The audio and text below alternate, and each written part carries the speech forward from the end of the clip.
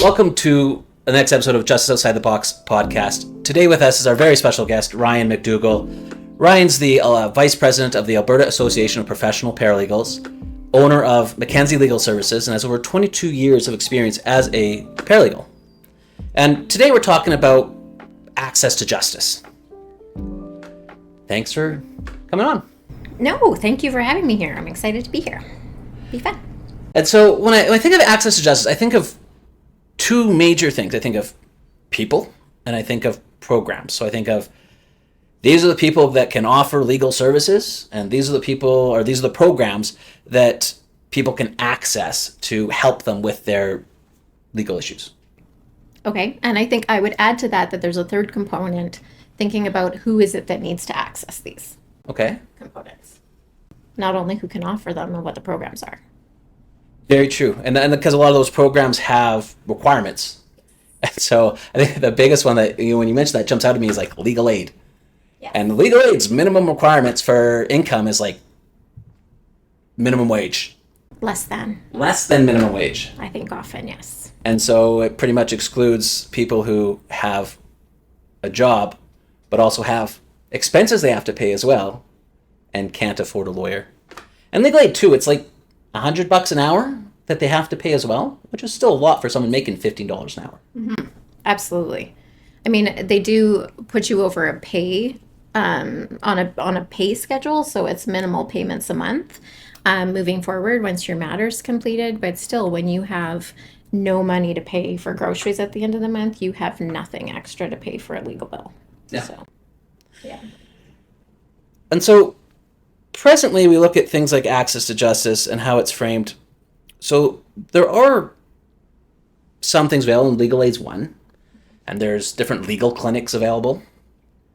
So I know in Central Alberta Community Legal Clinic, Calgary Legal Guidance, Edmonton Community Legal Clinic, and those tend to be quite available, across, the country, and different communities have some sort of system that helps those people on a pro bono basis.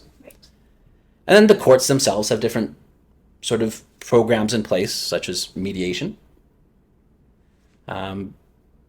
Resolution services. Yeah, absolutely. Or resolution, what are they called? Court counselors? Within resolution services, yeah. And those people help individuals who are self-representing to help them with documents and what they should be preparing for court. That's my understanding, yes. Mm-hmm. And then, in larger places, they'll have other things like there's like child support resolutions where you, in some jurisdictions where you can sit down with a lawyer who's a third independent party that's paid by the government to kind of help them resolve that. Yes.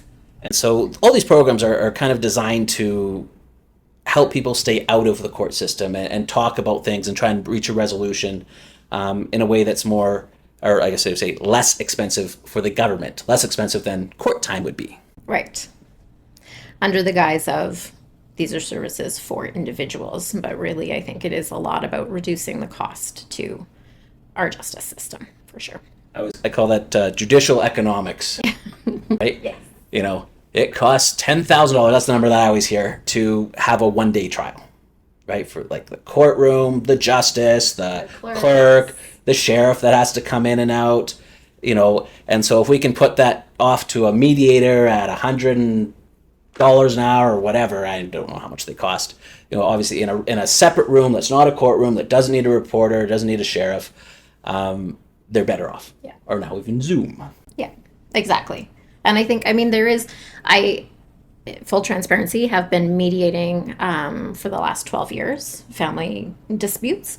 And I do find the benefit of that, whether it's aside from the cost benefit of mediation, really we can often mend a lot of communication relationships between parents in mediation too. So it doesn't only help them deal with that one matter that may or may not be before the court, but as they go along as co-parents or, parents of the same children into the future, they maybe have better skills to communicate with one another moving forward. And so again, and I mean, it has to be part of the point in looking at what programs are available is, they want people to reach a resolution, and especially if communication is that barrier. to how people, because they don't trust each other, so they don't trust the information that they're getting from the other person. And so sometimes a mediator can just step in and say, well, this is what they're saying. And that statement is actually true. And so that can mend that fence a bit. Mm-hmm. Absolutely. And I think what's important to note is that when there are opposing sides or opposing lawyers, both parties might get very accurate information from the perspective of their own individual lawyers, but that information is also competing because it's coming from different perspectives from lawyers within the field, right? So whether you have lawyers and you're being properly advised, or they just hear things and miscommunicate or misunderstand something, there's all kinds of issues of individuals going into court, whether it's civil lit, whether it's family, it doesn't matter the area. Most conflict stems from miscommunication, right? So when we talk about people, and I'll jump to people. So the Legal Profession Act says that pretty much lawyers are the ones that can provide legal services. And that's been slowly changing globally, where like Ontario has provided paralegal legislation to kind of shift some sort of legal services to a different group of people that doesn't require lawyers. And provincial court has agents, and so things in provincial court, so as a family law or civil, can have other people represent them. And that's where you see things like the retired RCMP officer, helping with parking and traffic tickets and things like that. Yes. Good thing? I think so. I think, Ontario was kind of the pioneer in Canada. They brought in that legislation under the Law Society of Ontario to regulate paralegals. And so paralegals are individuals that are, very highly trained in law and legal processes, but not to the extent necessarily that lawyers are. And so there are a lot of things that paralegals can do for individuals within a legal setting, but there are limitations. And so Ontario took that step to regulate paralegals, I think 15 or 17 years ago at this point. And so paralegals are regulated in Ontario. They have to have a certain level of education, years of experience, practice insurance, all that kind of thing, to practice independently. So out on their own, firms of paralegals, that kind of thing, to provide legal services to individuals dealing with specific types of matters that are within the purview of what they're allowed to do. And that's great, because there are a lot of individuals out there that can't afford lawyers. Paralegals tend to charge less, but they're getting the same service to some extent that you would pay a lawyer for, because the lawyer is going to hand it off their desk and give it to their paralegal in the next office over, right? So making that accessible to individuals at that lower cost is a really good step forward in bringing that access to justice piece to general Canadians. So when I think of that, what I think of is the black market, right? So hear me out. So as legal fees and the cost of a lawyer increase, just like the changes to cannabis legislation, right? As the costs, increase, that means that there's this segment of the population that can't access lawyers, and then they can only use the existing programs that are available. So people with knowledge and expertise that aren't lawyers and don't meet the, that criteria in the Legal Profession Act, will then fill in this gap. And to me, what that creates is a lot of uncertainty. And so when I look at like the Ontario legislation, what I see is basically saying, look, there's this gap. We recognize that there's this gap in access to justice. But instead of just saying everyone can do whatever, and then we'll just hit them with the whammy stick when we think they've crossed this invisible line that no one really knows where it is, well, let's just regulate it so that at least there's a standard of competence within there. Education, experience, certification. Right. And that is what we are trying to accomplish in Alberta, absolutely. So there are a number of paralegals, myself included, that practice independently and provide services to Albertans as paralegals within the limitations. I can't give legal advice to individuals, and I often refer to lawyers in the community that I have a great relationship with for legal advice. But we really are the association, the Alberta Association of Professional Paralegals, is working very hard to bring regulation of paralegals into Alberta. There needs to be new legislation kind of put in place or amendments made. And we're working with Alberta Justice now to try to make that happen, so that there can be that second level of services provided to Albertans, and that when Albertans engage the services of a paralegal, they can have confidence that there's an educational standard, there is conflict resolution, I guess, avenues. If there's any concerns about the services that they're providing, there's a governing body that oversees the practice of those professionals to make sure that they are being professional, ethical in their services. I know when I think of like what services, and so I'm a lawyer and I come from, more of a business background. I think as a lawyer, I'm like, can someone else do anything that's very form based? And that's the first thing that jumps to mind. So I think of things like, can they help with like landlord tenancy disputes where you just fill in the form and you go on a phone conference and you just explain this is what's happening? We're talking about very small dollar amounts. Can they help with things like guardianship forms? For someone who's just trying to get a guardianship trustee. And I think, uncontested divorces, real estate conveyancing, where it's just fill out the form paperwork, right? Those are things that like jump to my mind right off the bat, where why couldn't someone who has the experience do those things? What else? Like, I don't know. I mean, the wills and estates piece, if it's simple Absolutely. wills processing, I guess, and I'm not versed in wills and estates at all, but those estates that are, don't have to be probated, things like that, is very common. We look at the family law matter, like you mentioned, uncontested divorces, the Family Law Act, so families that were never married. The forms that have been created are very user-friendly, very fill-in-the-blank type information. But what is key is that the information that parties put into those forms needs to be very relevant to what they're asking for. And sometimes in family law specifically, emotions get mixed in there and it's hard to decipher what's relevant and what isn't. And so having a different party come in and say, this is more based on emotion, not so much relevant information, it's good to have that third party, information input. Small claims, when we're talking in Alberta Court of Justice, which I'm surprised I used that term instead of provincial court, but the Small Claims Act, when somebody is going and suing somebody or making a claim for damages against somebody else, because paralegals are able to act as agent for individuals at that level of court, Alberta Court of Justice, we're able to provide all of that support in the drafting of the documents, going to court, following through on that process throughout. And then when and if there is a judgment granted, we're able to do all of that enforcement piece and registering the judgment and whatnot, which is one of the biggest pieces. After people don't really realize that once you sue, enforcing your award is one of the hardest things to do. So, when I talk to people on that, that's one of the things that has to go in the very first conversation. Like, can you actually collect? Yeah.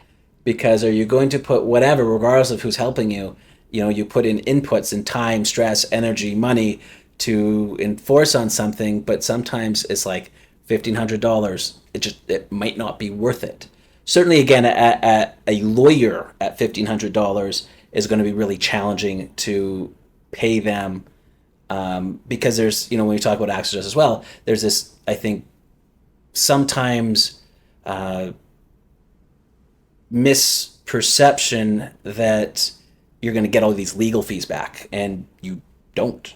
Yes. Right? In provincial court, you might get between 10 to 20% of those fees back, and in Court of King's Bench, you might get between 10 to 30, 35%, so slightly higher, but not very much. And certainly not very much if you're talking about, I'm going to go to a trial on this. Yeah, I was going to say that's very rare cases where you get 35% of your costs back. So, and that's, that's one thing, especially when I'm speaking with clients, because a lot of it is about just providing information and allowing them to make an educated decision, not based on legal advice, obviously, but, if this is what you're asking for, and you're going to take these processes.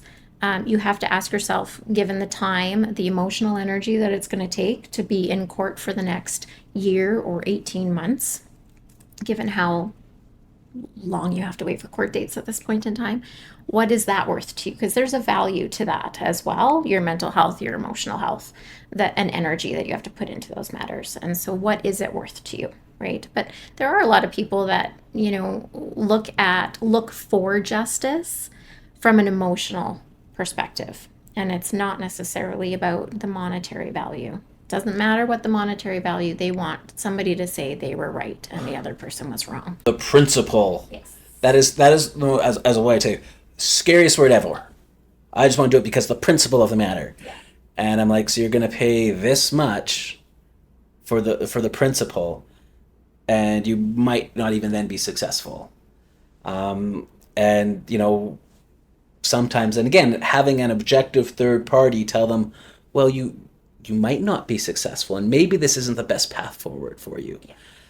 And sometimes, too, I find with clients, and regardless of where they are on a socioeconomic spectrum, is, well, what are you actually looking for? Right. And it's been amazing, especially when I deal with like provincial civil stuff. It's sometimes like an apology, right? It's not even monetary. It's just like, I just want them to tell me they made a mistake, and just admit that they made a mistake, and come up with a solution to fix it, right? Versus like, I want all this money, or I want all this thing, right? They just felt like they weren't treated fairly. Mm-hmm.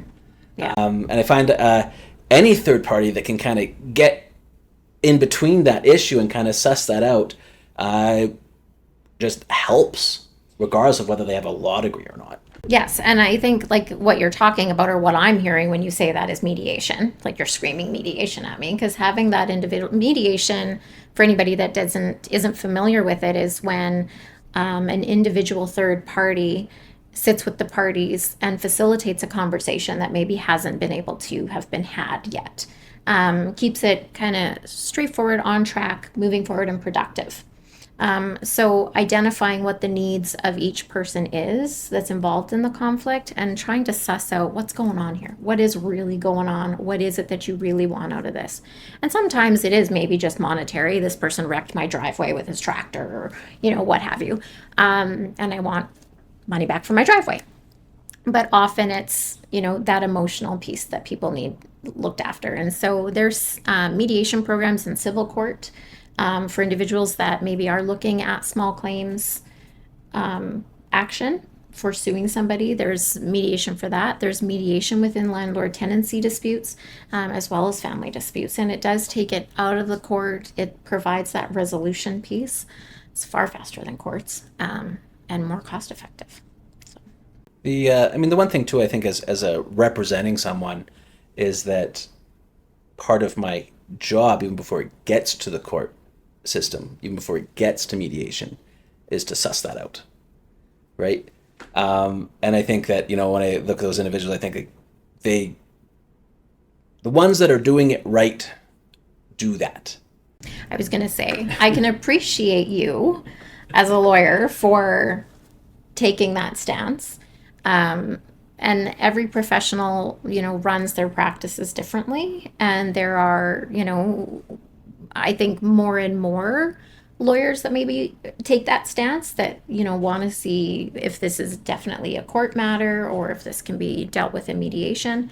But there are still a number of lawyers out there that, client knocks on their door, and I'm going to say it, with a good paycheck, and they're going to do whatever the client wants them to do, regardless as to whether it's supported in law. And that's unfortunate. And I'm going to say that here. But I hope that those lawyers, whether you're in our jurisdiction or not, really take a look at, especially from a family perspective, the disservice that you're doing to families in the long term, and the damage that they're contributing to families. So I actually think the exact same thing.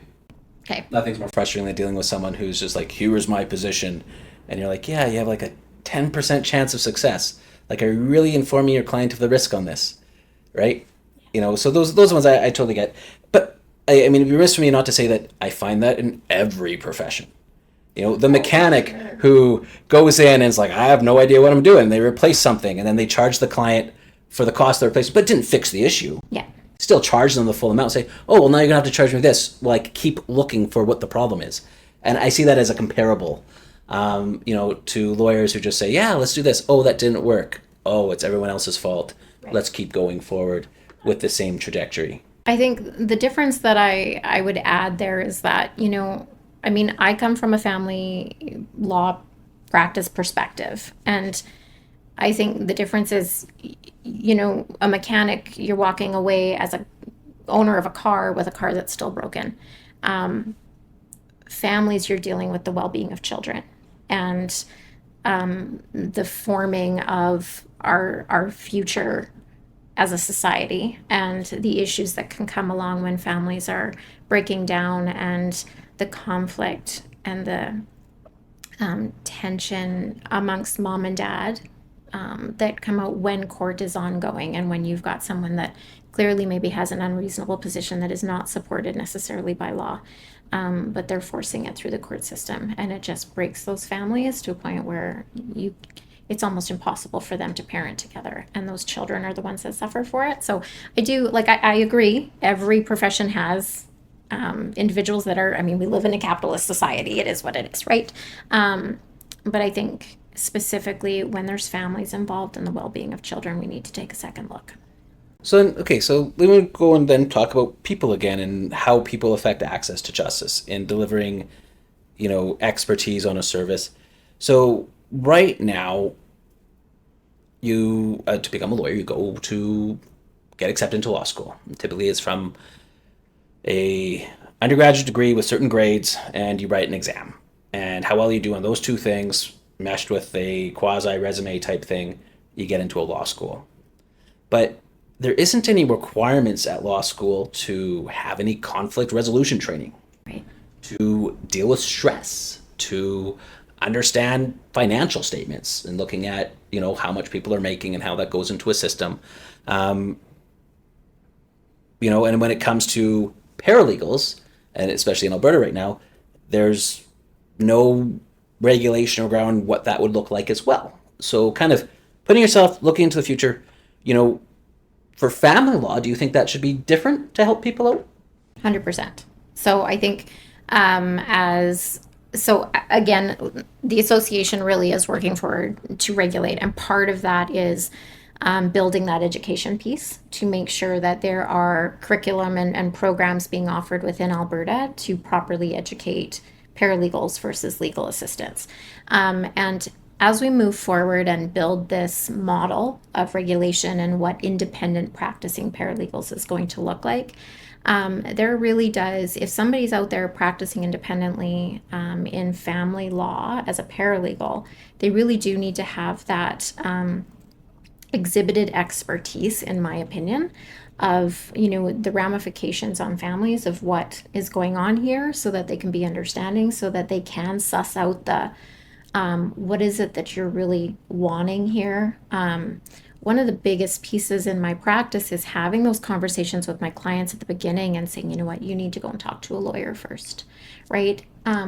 Because they might be wanting something that in my head doesn't seem to fit kind of where they're going. They need to get some clarity, and I can't give that to them, right? So as a paralegal, I need to work very hand in hand with lawyers who give legal advice. So I'll send them off, get some legal advice, and come back with a little bit more clarity.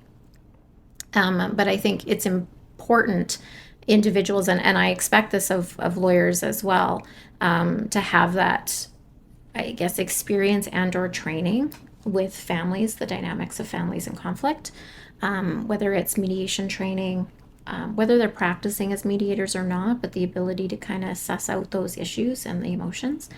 I think given the high level of family violence that occurs or that is evident in matters that come before a lawyer or a judge, I think it's conservative to say that 70% of matters have some level of family violence involved in them if they're making it to court.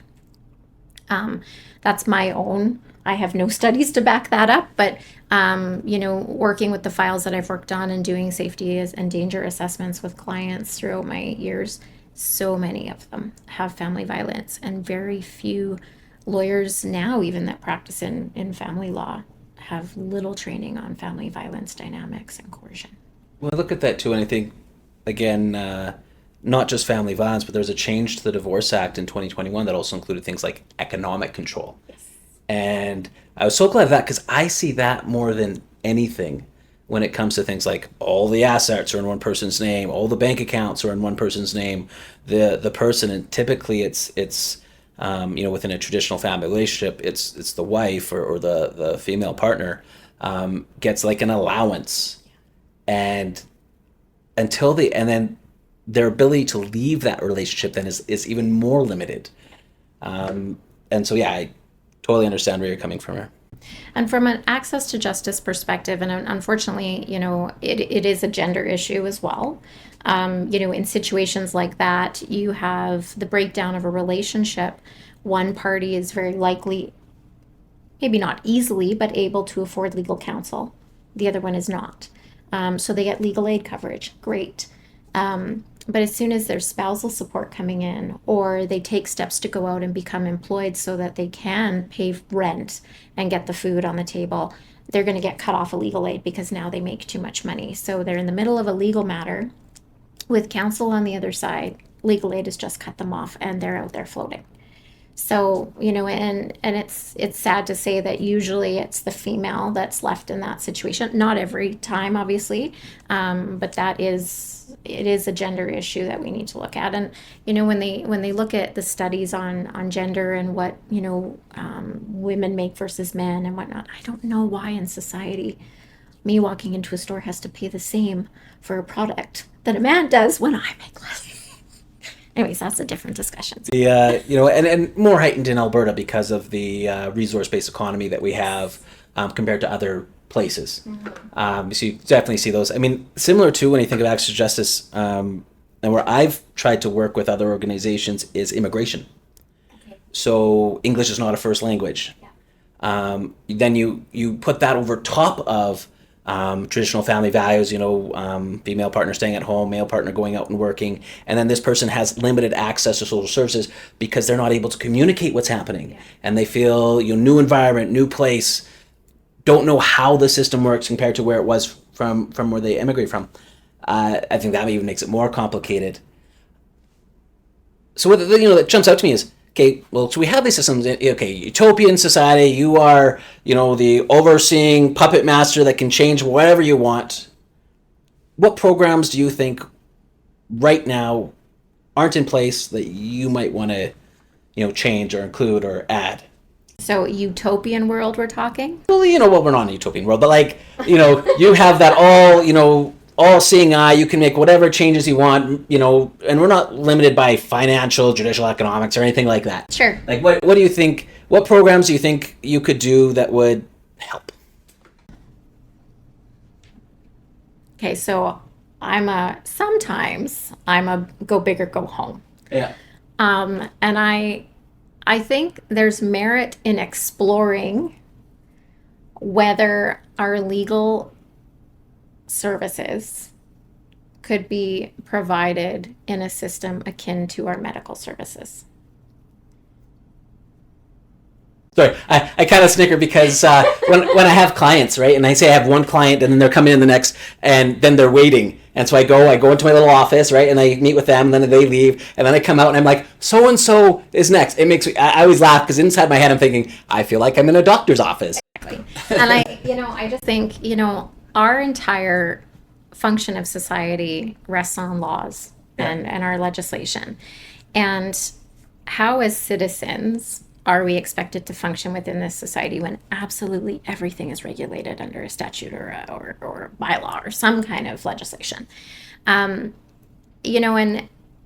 I think when I say there's merit in looking into it, obviously calculations, I have no idea from a financial perspective, but I think, when somebody's forced into court by way of somebody suing them and serving them with documents, they don't have a choice in that, right? They can choose not to respond, but is that really justice being served? It's not, right? And so, when somebody's being forced, should they not have access to services? period. And that's where, the services that you talk about, legal aid, the community legal clinics, legal guidance, those services were put in place specifically for that reason, because people need legal services from time to time, whether you can afford it or not. But the services that are in existence cannot provide the level of service that to cover everybody that's in need, which is where you identify that gap, right?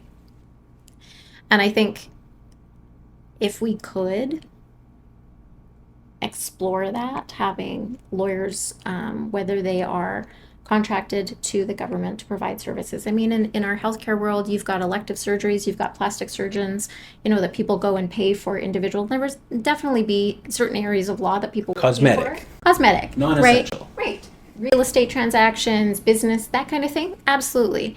But when it's a family situation or some criminal matters, that kind of thing, I think there is merit in looking at those numbers.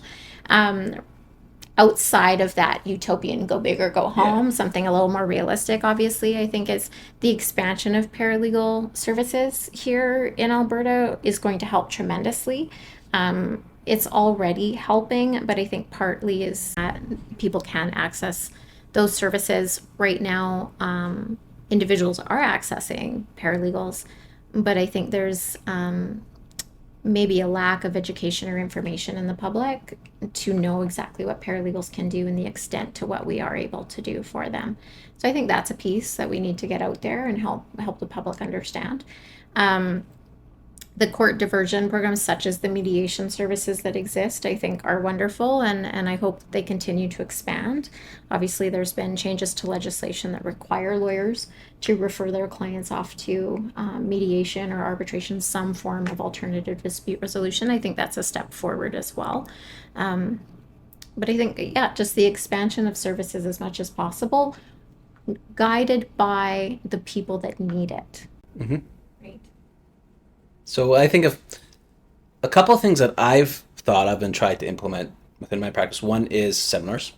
Mm-hmm. So that even when you talk about base services, I can do a seminar that's 3 to 4 hours, or you shoot even 2 hours, for $100.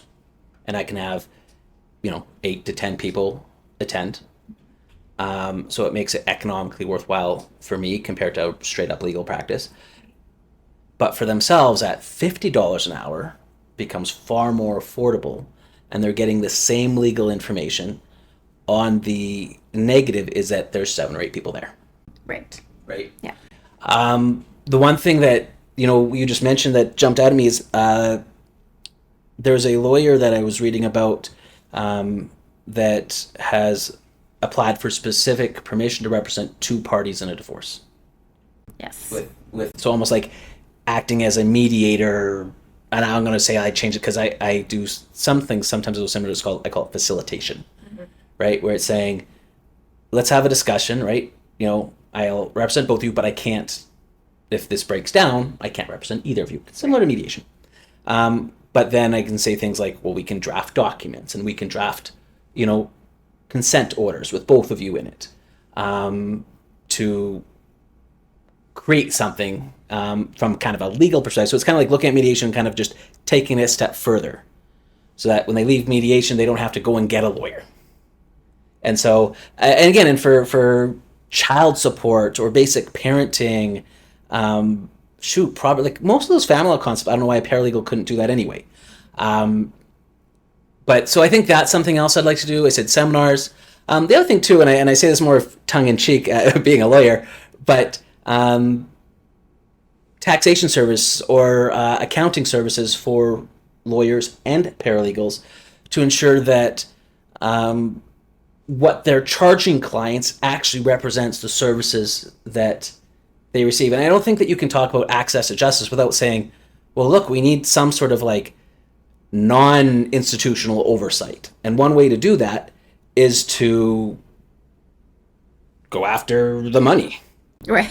Right. And so I do taxation services, and by that I mean is I review legal bills, and it just amazes me when, again, in talking about access to justice, people that charge for things like IT services. So the individual can't get the software to work. And so they charge their client for figuring it out. Right. So here's a question for you. What is your position on lawyers that charge out their paralegal time at the lawyer rate? I think that's fraud. Sorry, Okay. bluntly. I think that's fraud. Unless it's specifically included in their retainer agreement, right? So I think you can contractually agree to anything as individual parties. If everyone's aware of it up front. But you talk about access too? The stupidest thing ever is a retainer agreement. So you're going to come to me and hire me as a lawyer, and I'm going to give you this anywhere from 1 page to 12-page contract that I've drafted. Yes.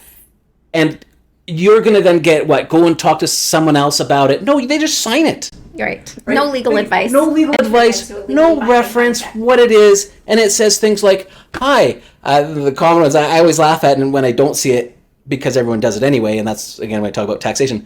Every time you send me a message, no matter how long, every time you make a phone call to my office, regardless of who you talk to, I'm going to charge you 0.2 of whatever my hourly rate is.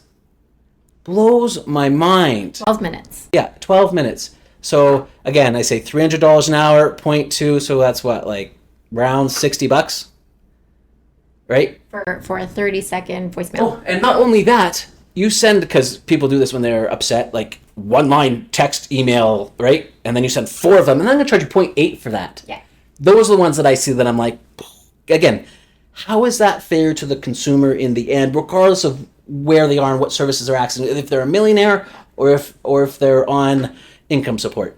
I mean, if you want to talk fairness versus justice, very different things, I think, right? So, and that's, yeah. I mean, there's, taking advantage of clients or individuals that have the ability to pay. And it's a shame, but it happens. And it happens in every profession, as we already kind of went over.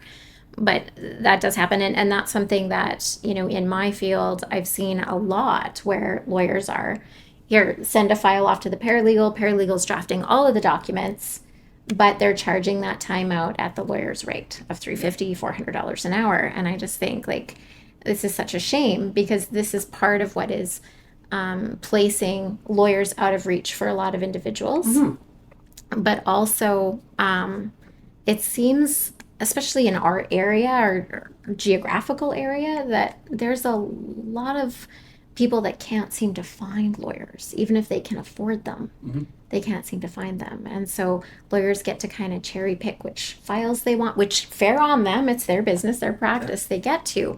But that speaks again to access to justice, right?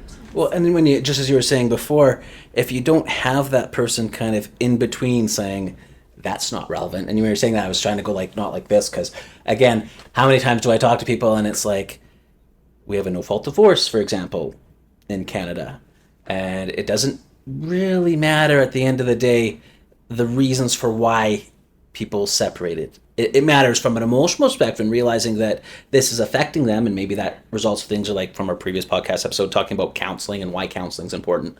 But there's other aspects. You're like, well, you're making a child support application, and it doesn't really matter that husband had an affair with somebody else in making a child support application. And in putting that in there, you're going to aggravate the other party and make them less willing to reach an agreement. You're going to annoy the judge who has to go through and read everything before court, and they're wasting their time because they're reading stuff. And so any third party that can step in and say, and provide a means of a filter, mm-hmm. will improve people accessing, will improve time to access, will get things to the point. Because they're getting to the point, they're more likely going to get into a, whether it's within the court system or without, get to a resolution process much faster. Yes. So definitely agree with that. So going back to, you had brought up the individual or that lawyer that had applied to the Alberta Law Society Sandbox. Yeah. Right. And so my understanding of that sandbox is essentially just kind of asking for a little bit of leniency in bending the rules a little bit. So if you apply with an idea, and currently right now, lawyers can't represent both parties in a family law matter. There's too much conflict of interest there. And so this individual's applied saying, I'm a lawyer, I can't represent both, but in the sandbox, the Law Society can agree to bend the rule a little bit and allow this to play out with their oversight, Law Society's oversight, to see if this could potentially be something that would improve access to justice. And as a paralegal, because I'm not advising anybody, I can sit there, I can do mediation with couples and help bring them to an agreement. And often during that mediation process, I say, you know what, I want you to go and access an hour of legal advice and go and talk to a lawyer about this issue or this issue and come back to the mediation table. And then once they reach that resolution, everything is in agreement. It's an uncontested matter. I can fill out the documents from that point forward. So, it's interesting that I've maybe been doing that for 8 years at this point. But now it's all of a sudden a new idea that's coming through the Law Society. I laughed as well because I've been even taking it a step beyond because I've been doing mediation since 2021. So not as long as you, but, for a couple of years. And as I said, I pretty much go through and if we reach an agreement, I draft all the documents, and I tell them, there's always that joke, one lawyer is living in a town who's going broke, another lawyer moves in and they're both rich. Right? I haven't heard that one. No, I've never heard that one before. Right, it's based off, lawyers are increasing conflict. It's, it's a, yes, okay. Kind of cynical view. But one of the largest costs in any legal bill, and again, going to the kind of financial aspect of access to justice, is lawyers communicating with each other. And so if I can, I say, act within a, I don't say like I have mediation training and I've gone through communication course and things like that. How do I communicate as a mediator and not identifying problems and trying to get them to bring out their own problems and not, offering solutions as a mediator.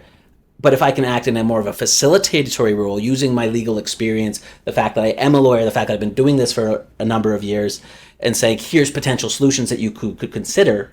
And I said I call that facilitation versus mediation. I can draft all the documents and then I can say, look, go get independent legal advice. But I've already talked to them about all of those issues. And I've already played through all of them. And I said, here's the pros and cons of everything. And they both know it. And so when they reach that agreement, my whole goal is that they go and the lawyer says, well, what about this? And I say, oh yeah, no, I've already learned about it. I already talked about it. So then it's just a checkbox. Yes, I'm comfortable with that. And that, what, when I speak with clients, I often let clients know, and it's surprising that they don't realize it, but I say your lawyer's job as your lawyer is to advise you, is to inform you as to what they believe your rights are, what your obligations are, what maybe likelihood of success would be. But your job as the client is to then instruct your lawyer. You do not have to instruct your lawyer to do everything that your lawyer is suggesting. You listen to them, you allow them to inform you and educate you as your lawyer based on their legal expertise. And as the client, you're there then to instruct them, provide them informed instructions. Mm-hmm. And they're just often blown away because they sit there and, often get told, well, you should go for this and this and this. I think you have a good, okay, let's do that. Sounds good, right? It's an individual that is relying on the expertise of this person that they're paying a lot of money for. Yeah. Sounds great. Really don't know what I'm asking you to do, but sounds good. Thank you. Right? You know what that reminds me of? Again, lots of business background, but it reminds me of doing sales and qualifying a customer, right? And I throw that as a lawyer. So I remember way back when I was a kid and I was selling TVs and computers and stuff like that. And I was like, okay, well, what type of uses do you have for this? And, what is your budget range? And what is, what products, or, what other social interactions would you need to use this for? And, you try to qualify them and again, dating myself, as I'm talking plasma and LCD differences, right? Which are way technology, ago. I'm seeing our, Wyatt, our production guy, laughing. Younger kids these days, they don't even know what plasmas or LCDs are. But as a lawyer, we think about that and we say, well, why aren't you qualifying them to, again, figure out, well, what services do they actually need? And is there's things, because when I talk to a client at the very beginning, nothing's worse, knowing that I cost much. And I've gone through lots of, I went through 9 years of post-secondary education, to become a lawyer and to have the education degrees and stuff I've had. And I've, worked for very low money when I started off, right? And so, part of me is well, I've put my chops in, right? I've done the time, I deserve this. And I think I should think that way. But the other part is nothing is worse than getting a client, you qualify them, you say, hey, let's go to court. And then they're like, oh, I can't afford that now. And are you really serving your client? if you're not upfront about this is what the expected cost is, and this is the other things, and if you don't qualify them at the very beginning and say, well, what do you actually want out of this? And part of that, in my opinion, goes to training. Right? And that client management piece that is not taught in law school. Yes. One of the things that the Law City has done recently, though, is they have created this program, and again, better than nothing, that requires lawyers who want to become principals and i.e. train other lawyers that they have to go and do this course. So it, again, is a step above, like, before it was, I want to do this, and the Law City would be like, okay. And now they're like, well, you have to do this course first. So again, there are improvements in that regards that are coming, but you're absolutely right. There's nothing to say that as a lawyer you have any communication, any client management expertise whatsoever. Exactly. And in family law, that is, in my opinion, that is such essential component. I used this analogy earlier today, actually. You can't just be a switchboard. So if you are helping people with their legal problems and you are the interface, you're supposed to be that objective third party to help them with their issues. You can't just be like, client says this, so this is what we're doing. Like plug in, like, a 1950s switchboard operator. I'm just connecting, and not providing anything in the middle. And so you talk about client management, that is the thing that's most frustrating. I think that increases costs substantially without any benefit. So although at one point you're saying, hi, you have to instruct us, I'm also saying the lawyer also has to say, no, that's stupid. That's going to cost a whole bunch. You're not going to be successful doing that. But what about this? And I think, Or paralegal. Sure. And I think that education piece between whether it's clients and their lawyer or paralegal and their clients, that education and the information speaks directly to that access to justice piece, because justice is an ongoing, it's going to affect you at various points in your life, whether it's family, whether it's criminal, whether it's a traffic ticket, something, it's going to come at you. And knowing what our court system is like, having that education piece, kind of early on in your life if possible, but it's your first experience with it, to better prepare you down the road. And I think it's a responsibility on anybody that's working within the legal profession to take those opportunities to inform and educate people about what the system is like, and debunk a lot of myths that go on.